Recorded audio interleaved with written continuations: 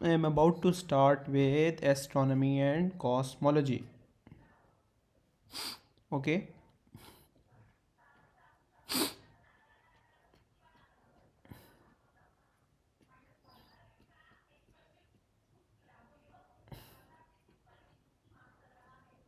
ठीक है।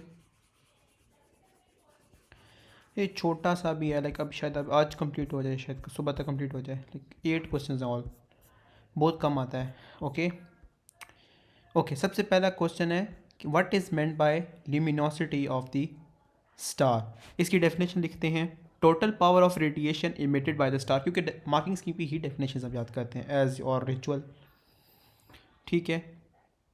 Total power of radiation emitted by the star।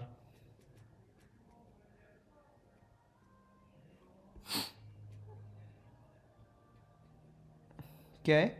Total power, the total power of radiation emitted by the star. अच्छा, आज B कहता है कि luminosity of the sun is this much, the distance between the earth and sun is D, ये दे दिया है। Radian flux density मांग रहे हैं और कह रहे हैं कि यूनिट पे दे दें, तो WM-2। ये तो रट्टा होना चाहिए। इसका फार्मूला क्या है? F=L upon 4πd²। ऐसा ही है। ओके। लिमिनोसिटी क्या है? ठीक है।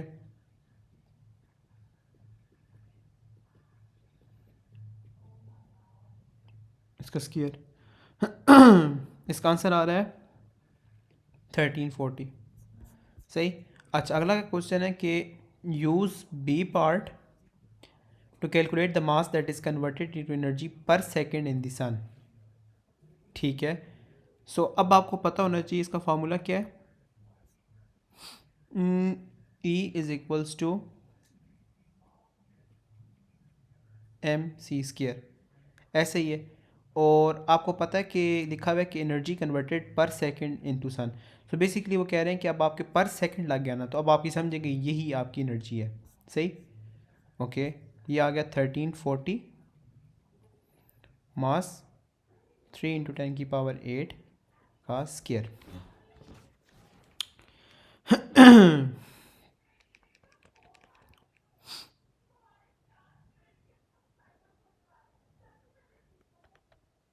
एक मिनट, एक मिनट, एक सेकंड। नहीं नहीं नहीं नहीं नहीं नहीं नहीं, ये तो रेडियन फ्लक्स डेंसिटी है, ये नहीं। ऊपर ये एनर्जी के बना है, ल्यूमिनोसिटी। ठीक है। क्या है? सही है। या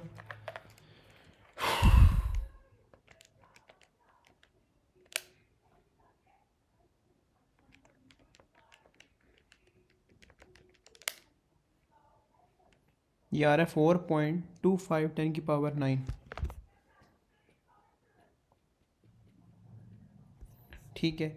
कह रहा है कि the radius of the sun is this, show that the temperature of the sun is this much. ठीक है। ओके। टेम्परेचर उन्होंने हमें क्या कर दिया, कहा है कि बताएं ये है। ठीक। तब आपको पता होना चाहिए कि क्या फार्मूला होता है आपका पास। ठीक है। 1/T होता है, राइट। और ये जो आपके पास पाई होता है, ये मैक्स होता है आपका। यूँ ही है। ओके। एक मिनट। और कौन कौन से के पास चीज़ें मौजूद हैं? सो बेसिकली ये यूँ है, पाई 1/T1 = T2/π2। ऐसा ही है। अब आपके पास क्या है? आपके पास क्या है? पाई है यहाँ पे। अम,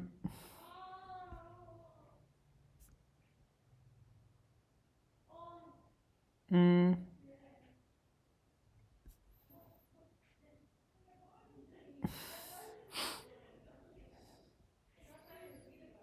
हम्म,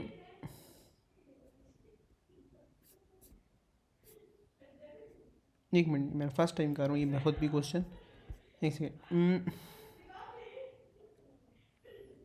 वो क्या था, E is equals to HC upon pi होता था, ऐसे ही है। ओके, E आपके पास क्या, 3.83 10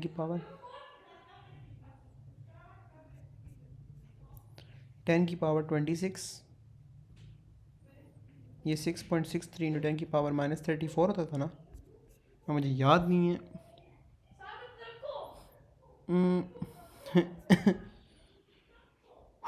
ओके, इससे बेहतर तरीका भी है, इसका डायरेक्ट फार्मूला भी है।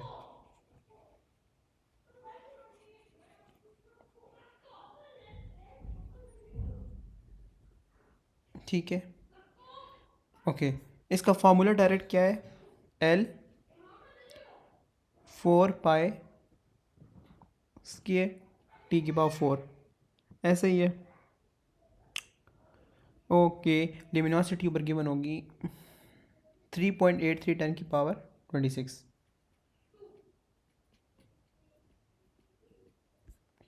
ये 4 पाई हो गया, ये आपने पीछे से उठाना है, सही है।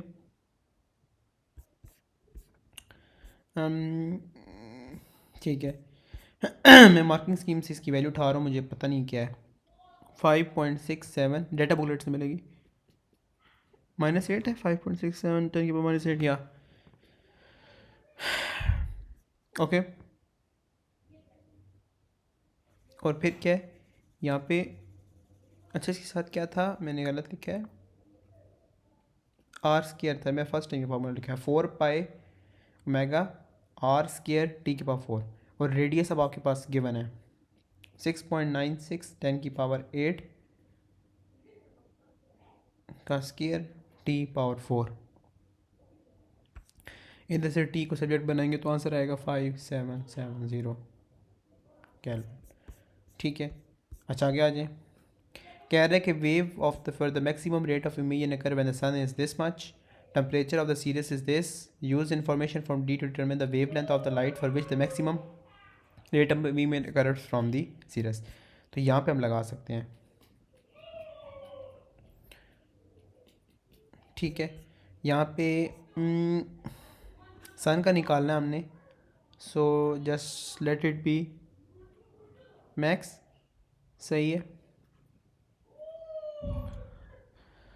ओके, अच्छा एक मिनट, ठीक है, सन में ये है और इसका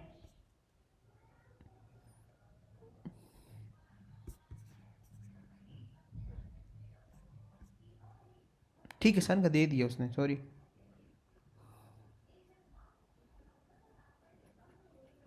ये निकालना है फिर, T2 क्या है, सीरस का ये है, सो नीचे सीरस का दे रहा था, ऊपर 9940 आएगा, इसका T1 का यहीं कहीं होगा 5770। ठीक है, ये आ रहा है 2.90 10 की पावर -7, सही है। आ जाइए नेक्स्ट। ओके, ये कुछ फार्मूलाज वगैरह हैं सर, आहिस्ता से याद हो जाएंगे। 8 क्वेश्चन में the student observes different stars from the earth, give 2 reason why some stars appear brighter than others. एक हो सकता है उनकी नेचुरल लेमिनोसिटी ज़्यादा, और एक ये भी हो सकता है कि वो करीब हो, सही है। अच्छा, यहाँ पे क्या कह रहा है कि brighter star could be closer to earth, yes.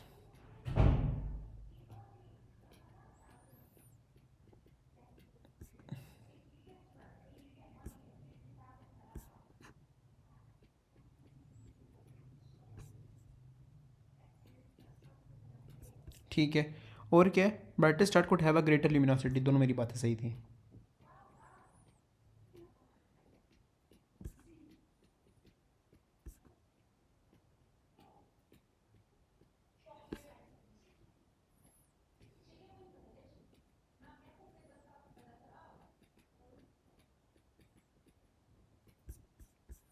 What is meant by standard candle, वही जो स्टैंडर्ड सेट करते हैं, ठीक है। ऑब्जेक्ट विद नॉन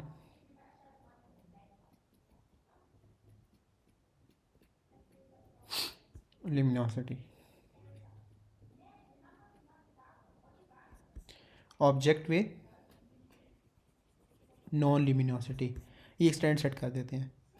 ओके, कह रहा है कि central line from the star within Galaxy is observe to have a wavelength, ये वेवलेंथ है। The same spectral line admired in the laboratory is observe to have a wavelength of this. ठीक है, so imagine करें कि ये नहीं,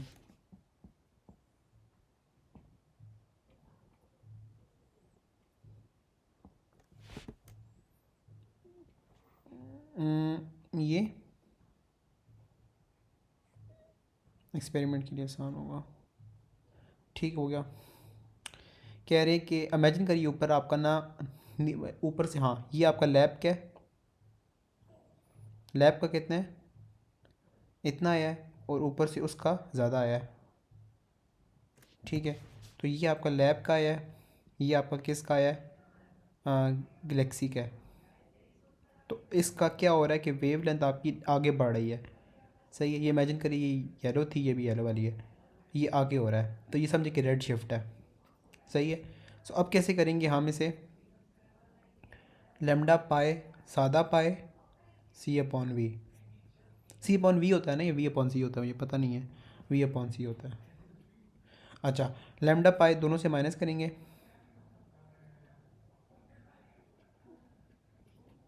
ठीक है, फिर ओरिजिनल 656.3 रखेंगे, फिर वी अपॉन 3 × 10⁸ सही है। या तो इसमें से आंसर आ रहा है आपके पास 2.1 10⁻⁶ms-1। सही है। फिर कह रहे हैं कि हबल्स कांस्टेंट, हबल्स कांस्टेंट क्या होता है, v is directly proportional to d, v is equals to H D, ऐसा ही है। सो हबल्स कांस्टेंट उसने दे दिया है, डिस्टेंस निकालना है, स्पीड ऊपर निकाली है। सो डिस्टेंस आ रहा है 9.1 10⁻23। कह रहा है कि state and explain what can be conducted about the universe based on the changes in the observe wavelength. Red shift आ रही है, 3 माह का है ना, तो गैलेक्सी मूव कर रही है, जो ज़्यादा मतलब दूर है वो ज़्यादा तेज़ी से मूव कर रही है, राइट। और क्या हो सकता है कि ये बता रहा है कि वो एक पॉइंट से स्टार्ट हुए थे, बस यही बातें हैं। या वेवलेंथ हैज़ इंक्रीज्ड,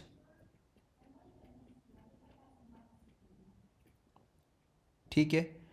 फिर क्या है, star with in the Galaxy is moving, ये आसान, star with in the Galaxy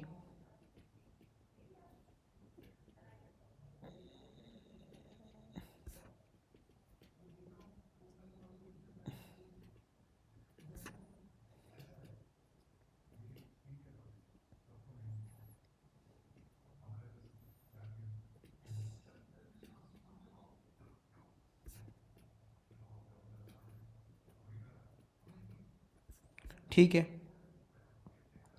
universe is expanding, इन्होंने इतना ख़ास नहीं दिया, लिखना चाहे आप तो लिख सकते हैं पूरी डिटेल में बात। सही है। ओके, आगे आ जाएं। वेन्स डिस्प्लेसमेंट लॉ आ गया, सिंपल। मार्किंग स्कीम कहती है इसके बारे में, wavelength of the maximum intensity is inversely proportional to, basically वो यूँ है ना,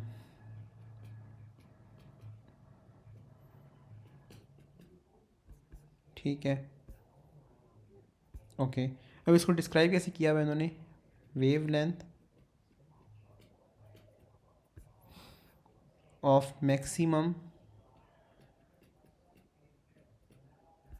wave length of maximum intensity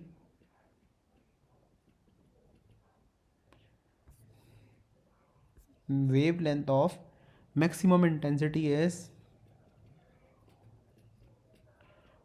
inversely proportional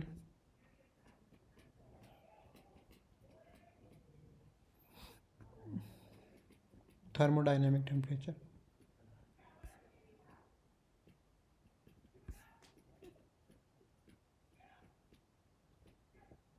सही है। wavelength of maximum intensity is inversely proportional to thermodynamic temperature। अच्छा ठीक है, यूँ और यूँ, इनके मैक्सिमम पॉइंट पहले ही निकाल लो, इन्हें निकलवाने ही होते हैं। इसका भी निकाल लो, राइट। तो ये 0.7 होगा, क्योंकि 0.6 ये है ना, 0.7 ही होगा, तो 0.6, 0.6.5, ये 0.6 है, ये 0.7, ये 0.8, ये 0.9, 0.6, ये 0.7, 0.6.5, ठीक है। ये कितना आया? 0.5 आ गया। कह रहा है कि surface temperature of star A is this, the surface temperature star B बता दें, सिंपल।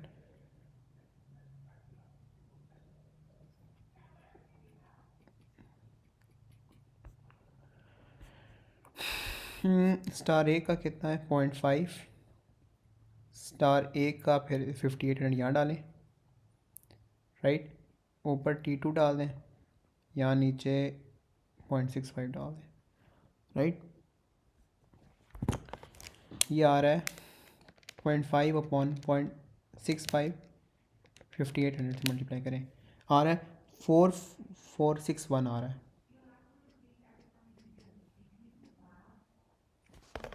ठीक है।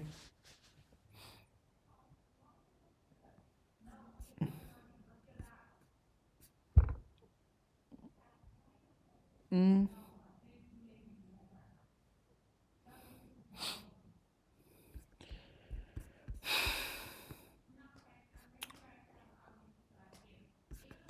आ जी, कह रहा है कि star B appears less bright than star A when viewed from earth. ठीक है, इसकी ओवरऑल इंटेंसिटी कम है, सिंपल है। आगे है, suggest with the reason how as the physical appearance of star B compares with that of star A. एक second, एक star है जिसकी ओवरऑल इंटेंसिटी कम है।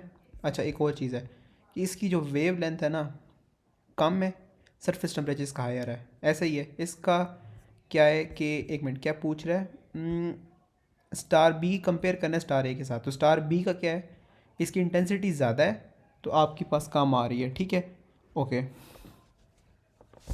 और साथ वो कह रहा है कि how the physical appearance of the star B compares with that of star A. एक सेकेंड,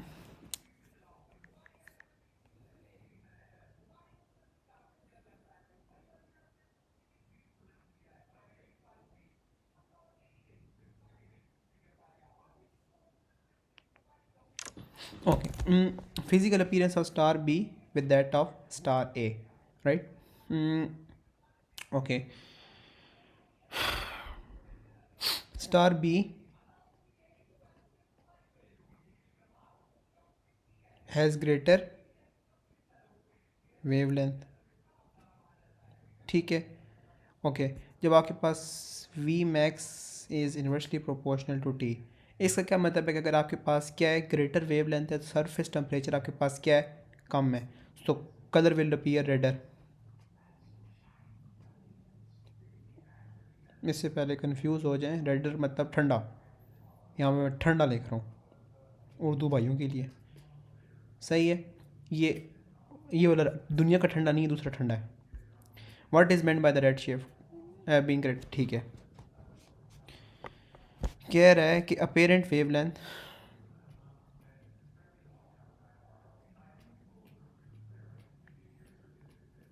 ठीक है, अपेरेंट वेवलेंथ इज़ ग्रेटर, ठीक है, due to movement of star away, due to movement of the star away from the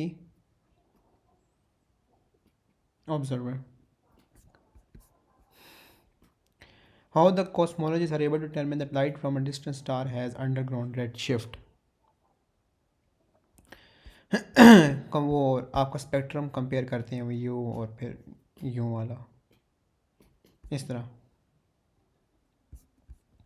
कह रहे हैं bye examining the lines in the spectrum of light from the star and comparing, ठीक है।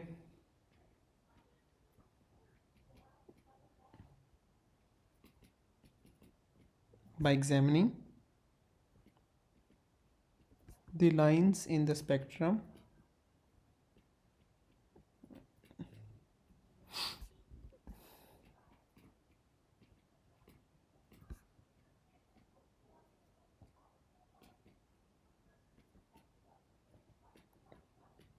of the star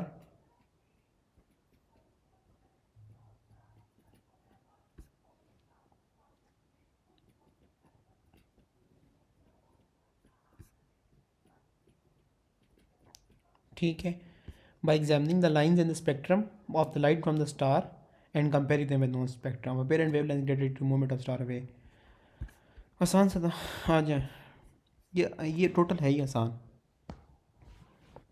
ठीक है कह रहा है कि बताएं कि हबल्स लॉ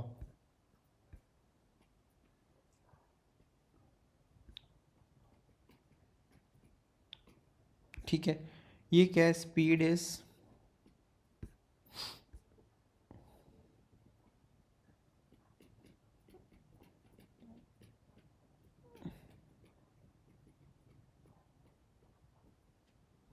ठीक है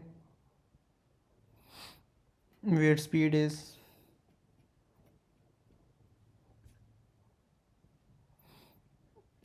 speed of recession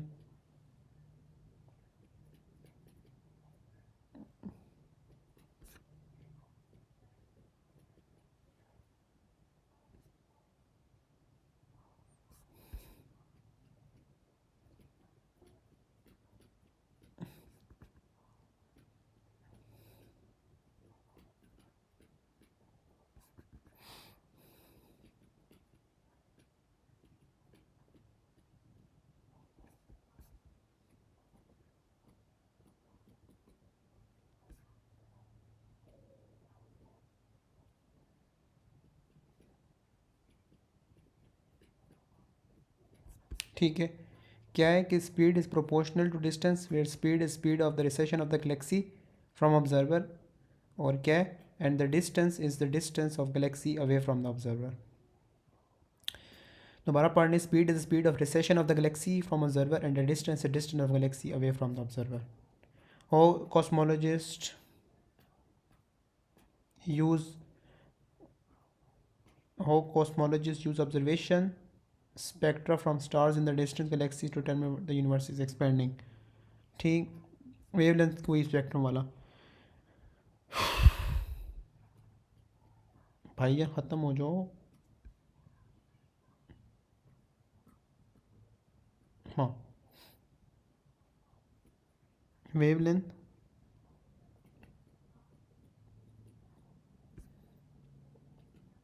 wavelength of spectral line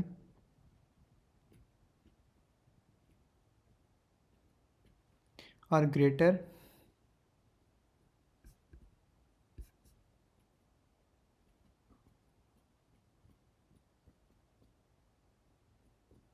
ठीक है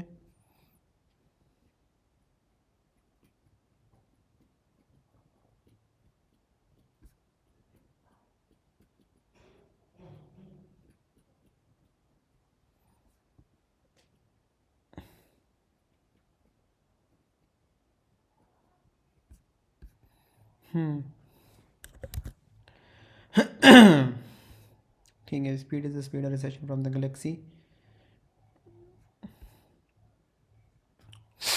okay how explain Hubble's law and the idea of expanding universally to the Big Bang theory वही origin वाला simple all parts of the universe moving away from each other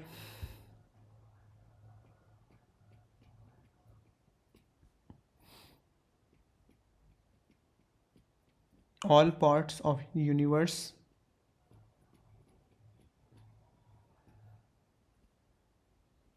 all parts of universe moving away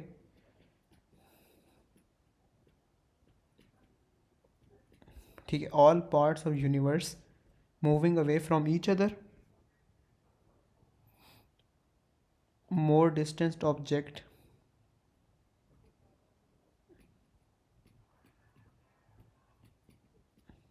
more distant object are moving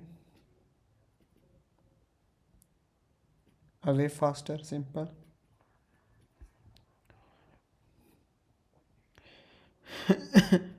matter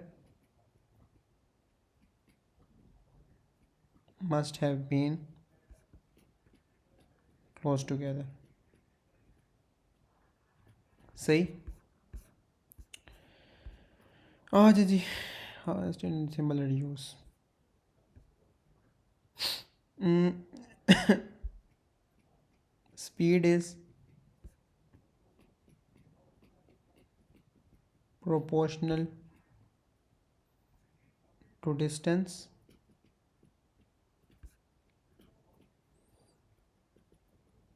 Is the speed the galaxy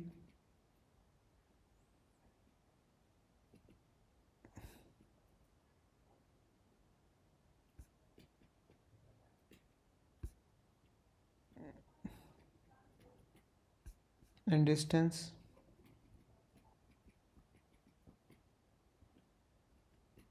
the distance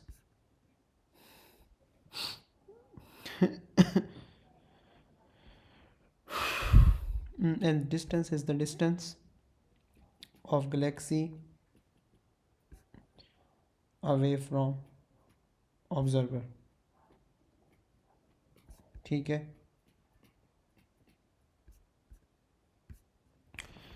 आज check कर दो answer क्या है।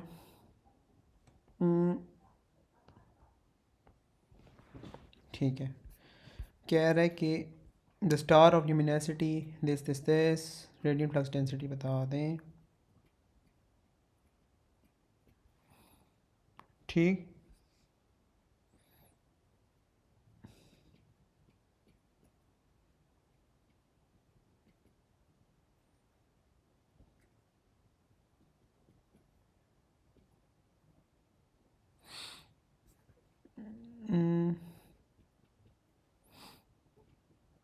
ठीक हो गया।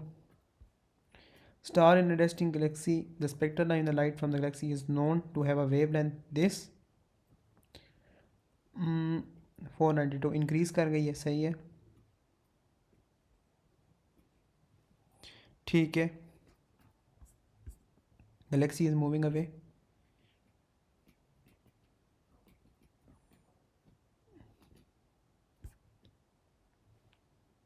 Away क्या है, galaxy is moving away from Earth, simple. और फिर क्या पॉइंट आएगा, वेवलेंथ इंक्रीज्ड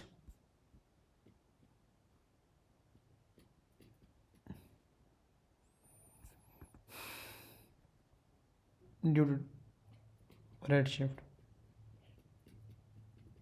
ठीक है, डॉपलर इफेक्ट वाला भी सही है ना। बेसिकली क्या हो रहा है कि ठीक है,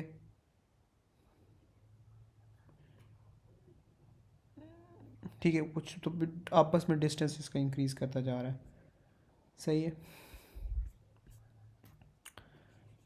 ये निकाल के दें,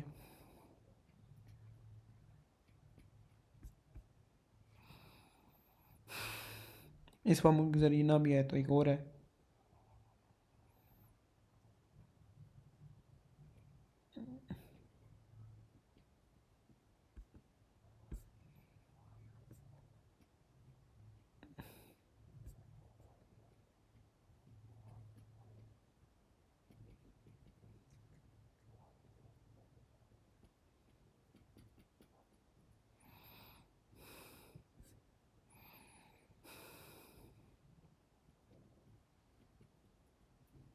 ठीक है, ये स्पीड आई थी, सॉरी। फिर क्या था, यही है।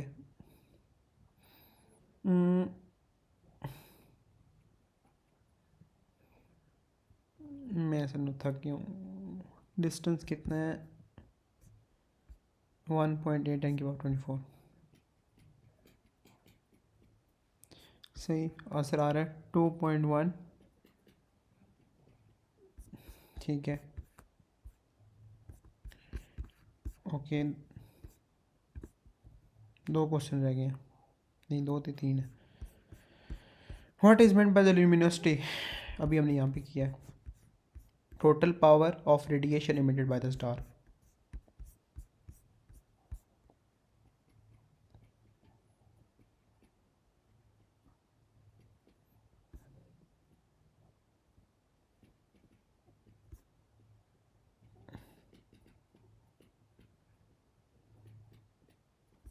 सही है।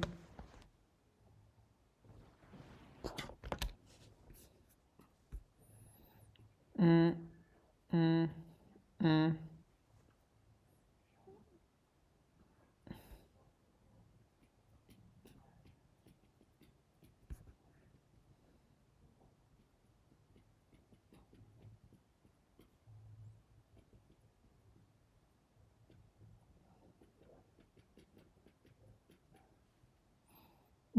यार है।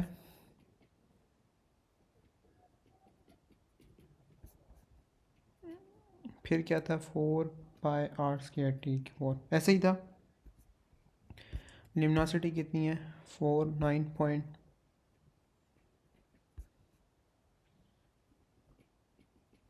इसकी वैल्यू क्या है, 5.67। ये बेटा बुकलेट से उठा लेना। डिस्टेंस कितना है,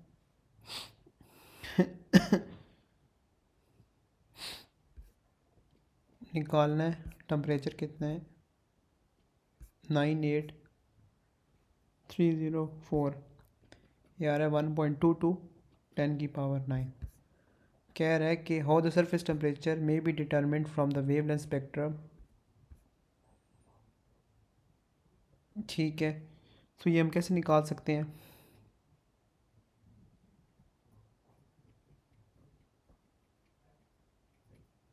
ठीक है, ये फार्मूला यूज़ कर लें, सिंपल, राइट। ओके, कह रहे हैं कि वेवलेंथ ऑफ पीक इंटेंसिटी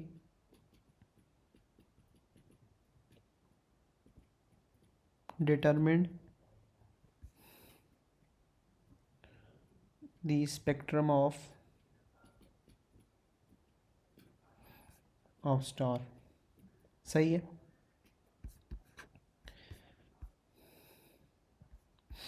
फिर क्या है, wave length off peak intensity from the known temperature determined.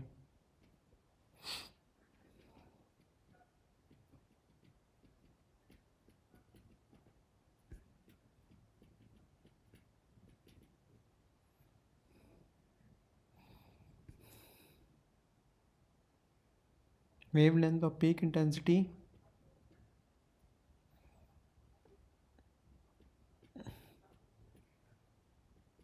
Of non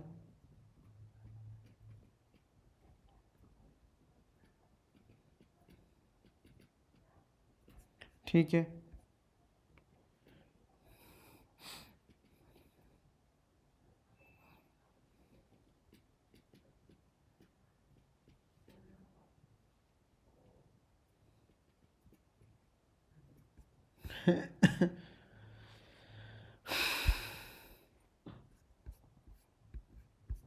अच्छा, आगे आ जाए।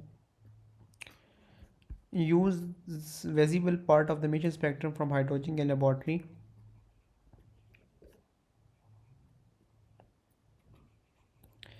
ये आपके पास लाइंस क्या है, नॉन है, डिस्क्रीट है। तो अब आपका इलेक्ट्रॉन जब डी एक्साइट होता है तो अब आपके क्या कहते हैं, आपका फोटोन प्रोड्यूस होता है। ऐसा ही है, फोटोन डिस्क्रीट एनर्जी लेवल का होता है। तो इधर आपके पास जो क्या कहते हैं वेवलेंथ की आती हैं, क्या कहते हैं वेवलेंथ आती है, वो भी डिस्क्रीट एनर्जी की होती हैं। सही। मार्किंग स्कीम में क्या क्या पॉइंट्स है वो भी लिख लेते हैं सारे। मैंने डिस्क्राइब तो कर दिया ना। एनर्जी ऑफ फोटोन हैज़ अ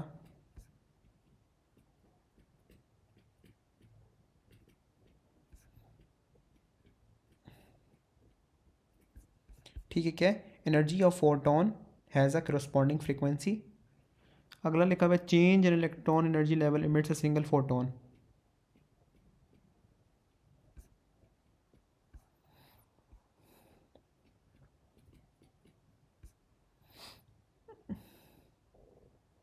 ये डी एक्साइटेशन की बात हो रही है, सही। और energy of a photon has a corresponding frequency या वेवलेंथ की बात है, सही। Change in electron energy level emits single photon, सही। फिर क्या पॉइंट है, photon energy is equals to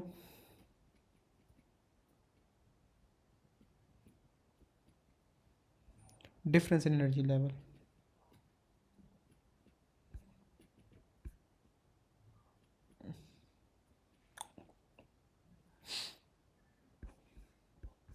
Energy of photon has a corresponding frequency change in electron energy level emits a single photon, photon in difference energy level delta E की बात कर रहे हैं, ठीक है। फिर क्या पॉइंट इन्होंने दिया हुआ है, discrete frequencies must come from discrete energy gaps.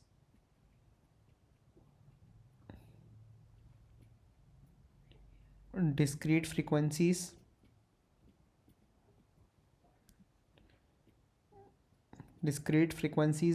must have come from discrete energy gap। सही है। Energy of photon as a corresponding frequency change in electron energy level emits a single photon in a difference in energy level, discrete frequencies must come from discrete energy gaps। एक और point भी है, ठीक है, discrete energy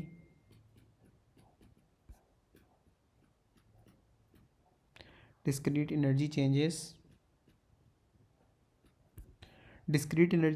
imply discrete energy levels।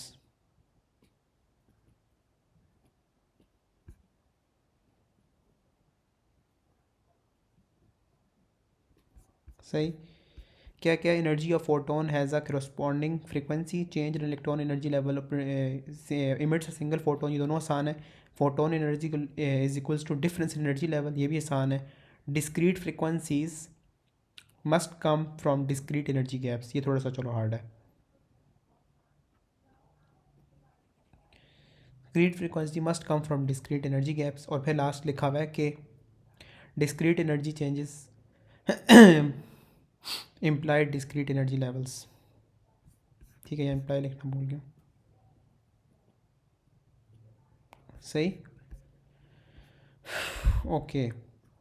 Energy level का वो दिया हुआ है उसने, you you you you you you you you you you energy का बताएं, उसने कहा बताएं।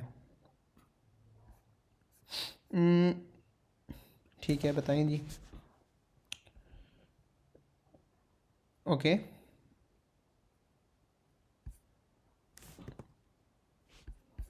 सही।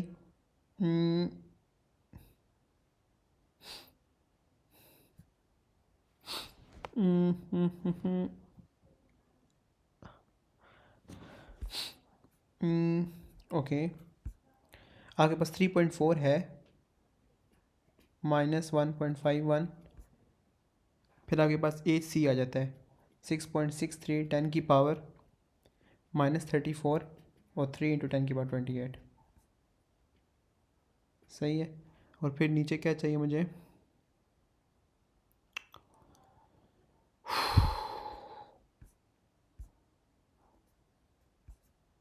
लैम्डा चाहिए। सो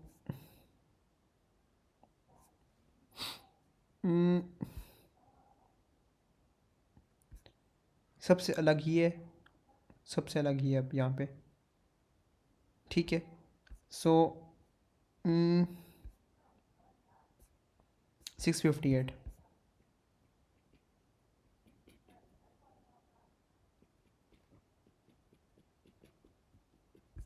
और किस में, किस यूनिट में है, न्यूटन नैनोमीटर जो भी है वो।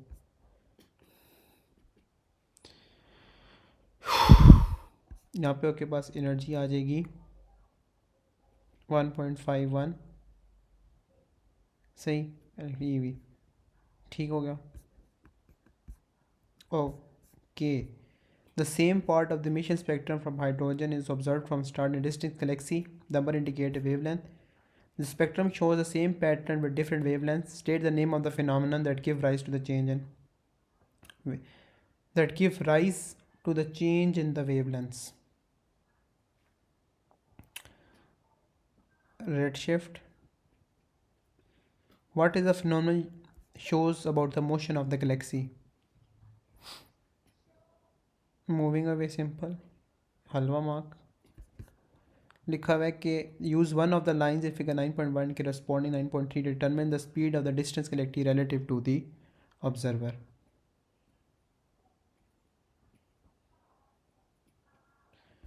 कोई भी ले लेते हैं।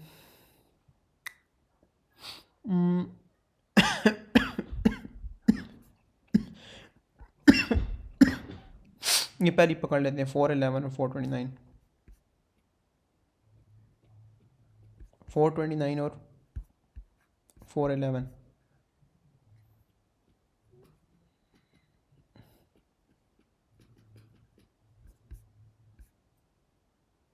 ठीक है, यहाँ से आंसर आएगा 1.3 10⁻⁷। सही है। लिखा हुआ है कि ये आसान है।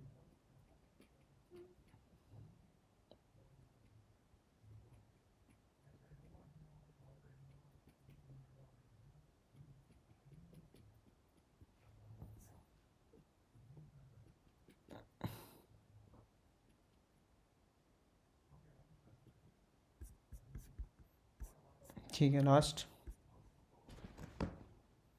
हाँ जी। The star has a luminosity, radiant flux density दे दी है, और ठीक है, name term use is astronomical object that has a known luminosity.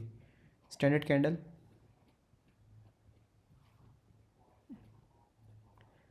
Distance of the star from the earth.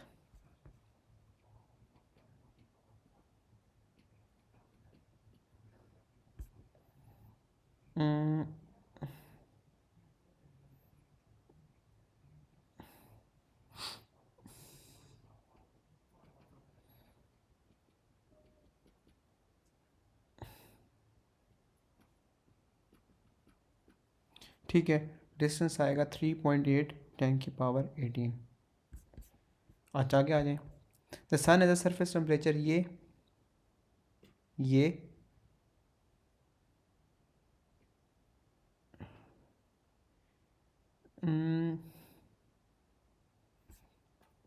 ठीक है, आसान है। सो वाइंस डिस्प्लेसमेंट लॉ है। 500 आपका आया है सन का, इसका कितना आया है 430, राइट। और स्टार का निकालना है तो T2 ऊपर रखूँगा, T1 नीचे आएगा 5800। सही। मैं एक बार निकाल लूँ।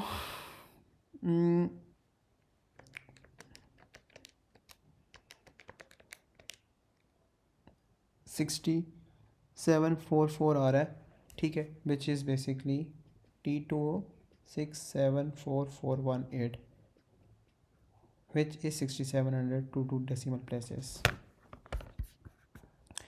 कह रहे हैं कि determine the radius of the star.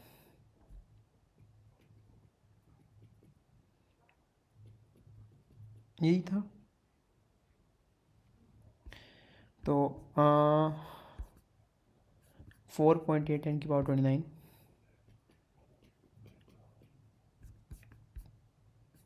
ठीक है। ये 5.67 कितना था 10⁸8। रेडियस कितना है